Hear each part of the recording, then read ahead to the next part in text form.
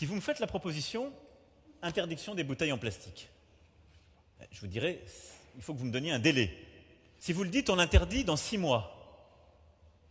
Infaisable.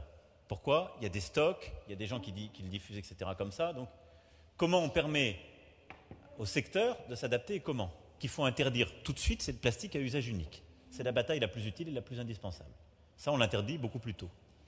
Et ensuite, c'est de dire, on a des dizaines de milliers de nos concitoyens qui travaillent dans ce secteur. On ne peut pas du jour au lendemain leur dire, ton travail n'existe plus parce qu'on interdit du jour au lendemain la bouteille au plastique.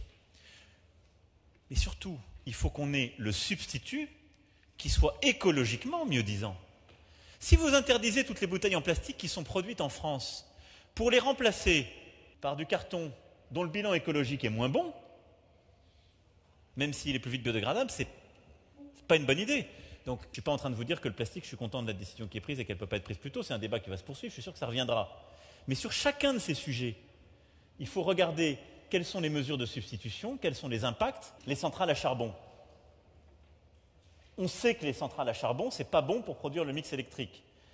Là, on sait qu'on a d'autres moyens de le faire qui sont écologiquement préférables, avec en particulier le renouvelable. Là, on a pris l'engagement dans le quinquennat de le faire. La fermeture des centrales à charbon qu'on a décidée, ce n'est pas une décision facile.